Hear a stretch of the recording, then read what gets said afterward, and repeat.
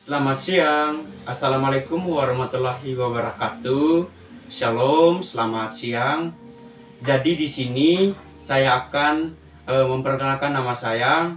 Saya perawat Unis, program studi keperawatan Fakultas Ilmu Kesehatan Universitas Tribunatunggal Dewi Malang.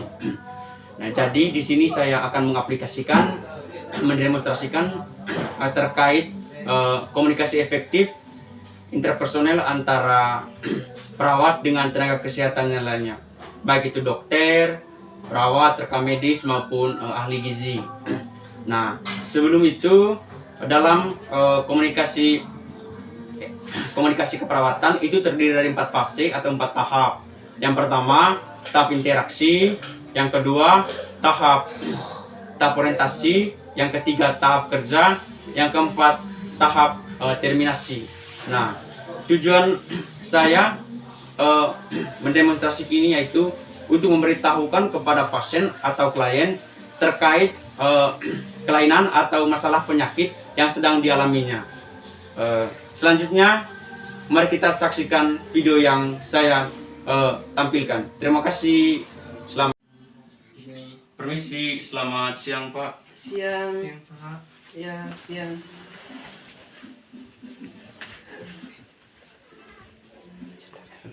Selamat siang Pak. Siang. Sebelumnya perkenalkan nama saya. Saya perawat Unis. Di sini saya bertugas dari jam 9 pagi sampai jam 12 nanti. Jadi saya di sini bersama dengan rekan-rekan sejawat saya. Di sebelah saya ada Pak Dokter. Terus di depan saya ada ahli gizi. Di depan saya juga ada teman dari farmasi atau apoteker. Jadi sebelumnya saya ingin bertanya, ini apa betul dengan Bapak Isto? Ya, betul. Oh iya Pak. Jadi mohon izin Pak, angkat tangan kirinya. Oh iya betul, ini dengan Bapak Isto. Nomor rekam medis ini sama usianya 40 tahun. Oh iya Pak. Jadi begini teman-teman, kedatangan kita ke sini untuk menginformasikan atau memberitahukan kepada Pak Isto terkait hasil pemeriksaan kemarin. Nah, berdasarkan hasil pemeriksaan kemarin, bahwasannya Pak Isto ini terkena gangguan asma. Nah, jadi saat pengkajian didapatkan data keadaan umum, kesadaran kompetentis, tanda-tanda vital dengan tekanan darah 90/70 mmHg, pernapasan 30 kali per menit, nadi 104 kali per menit, suhu 36,50, terpasang infus D5 1/4 500 cc 24 jam 6 tetesan per menit. Nah, jadi berdasarkan diagnosanya kemarin, Bapak Isto ini ketidakhasilan bersihan saluran nafas berhubungan dengan penumpukan sekret belum teratasi, dan diagnosa definisi pengetahuan berhubungan dengan kurangnya informasi masalah teratasi. Nah, jadi kemarin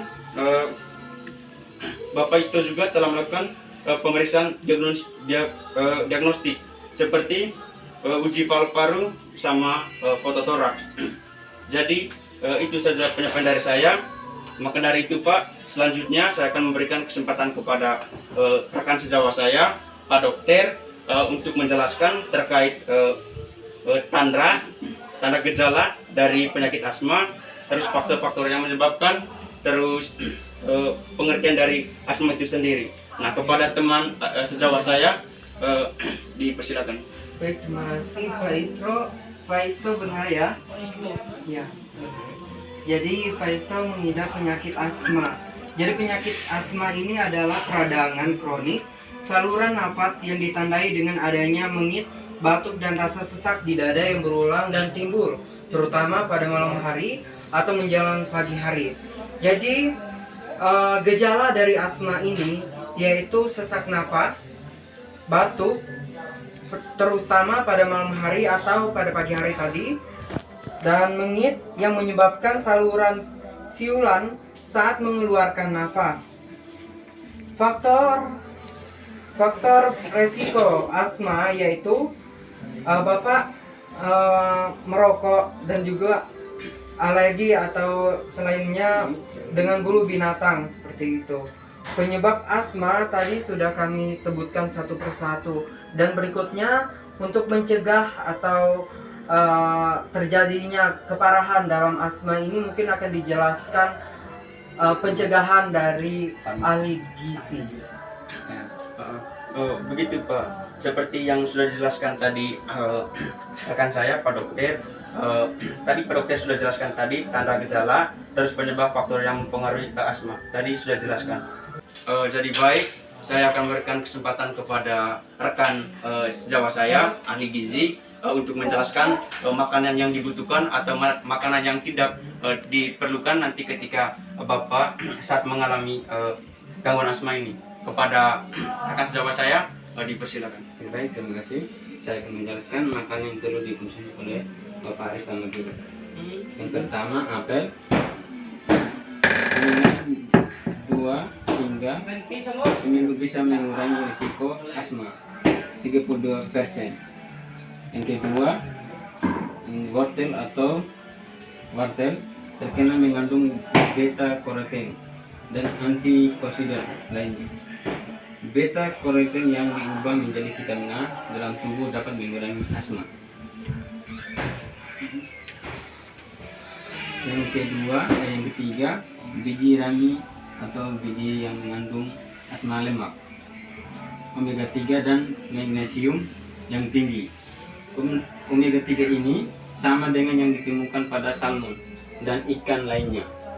Yang keempat, alpukat mengandung antioksidan penting yang disebut glutathione. Glutathione adalah antioksidan yang berkualitas mampu meningkatkan kesadaran Bapak. Makanan yang tidak diperlukan yang untuk Bapak konsumsi, yang pertama, minuman berkarbohidrat, nasi, minuman manis dalam kemasan, permen karet, gorengan, sayur seperti kubis dan kol, kacang kol, dan bawang putih. Mungkin hanya itu saja Bapak. Baik, terima kasih kepada ahli gizi yang sudah menjelaskan terkait makanan yang perlu dimakan, terus makanan yang perlu tidak dimakan di saat Bapak mengalami gangguan asma ini. Nah, jadi untuk waktu dan kesempatan selanjutnya saya akan berikan kesempatan kepada teman saya, yaitu dari apoteker atau farmasi. Kepada rekan saya, dipersilakan. Baik, terima kasih untuk waktunya Pak Perawat. Di sini saya sebagian farmasi akan menjelaskan tentang pengobatan Bapak Rista ya. Benar Pak? Iya Pak. Yang pertama itu kortikosteroid dalam bentuk hirup atau pil untuk mengurangi respon tubuh terhadap peradangan.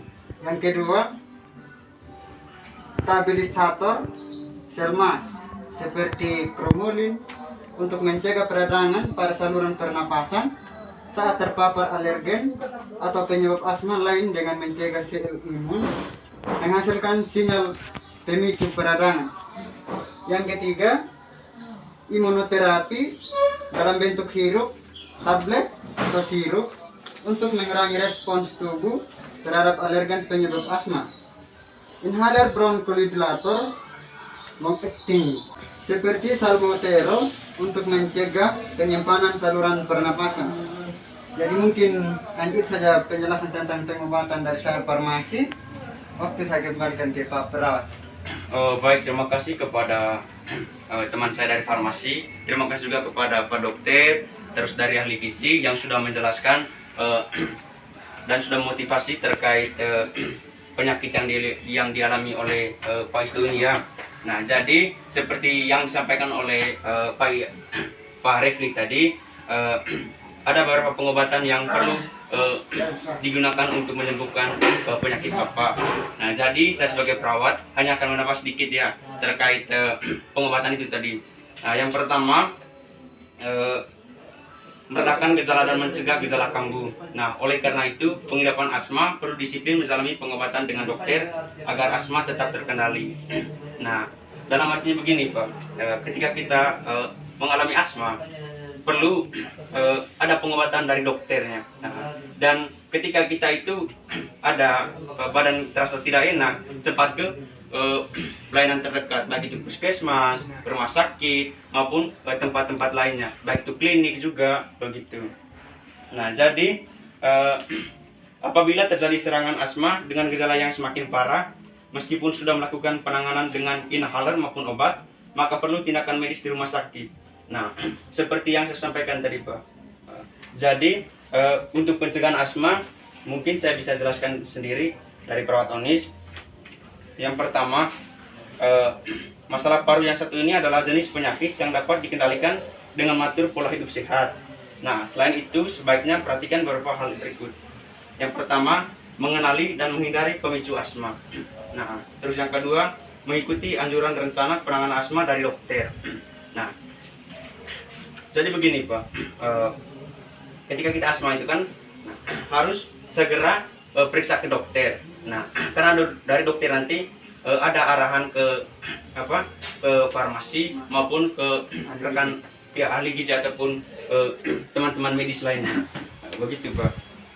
Terus melakukan pengobatan yang tepat dengan mengenali penyebab serangan asma, menggunakan obat-obatan asma yang telah dianjurkan oleh dokter secara teratur.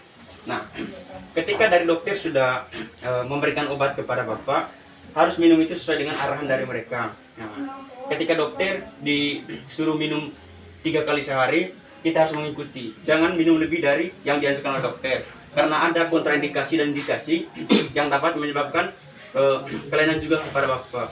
Begitu. Karena setiap obat itu pasti ada efek sampingnya.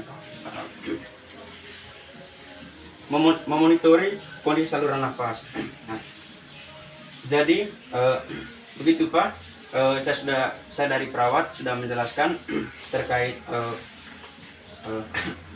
hasil pemeriksaan, obat-obat yang digunakan, dan saya juga mengucapkan terima kasih kepada teman-teman yang sudah bersedia untuk menemani tadi. Nah, maka dari itu saya dari perawat Unis, ketika nanti ada hal-hal yang diperlukan atau yang dibutuhkan dari Bapak, tekan tombol di sebelah kiri Bapak ya. Maka dari itu saya akan ke tempat saya bertugas. Terima kasih, selamat siang. Ini kalau ketemu Pak ya. Mari Pak.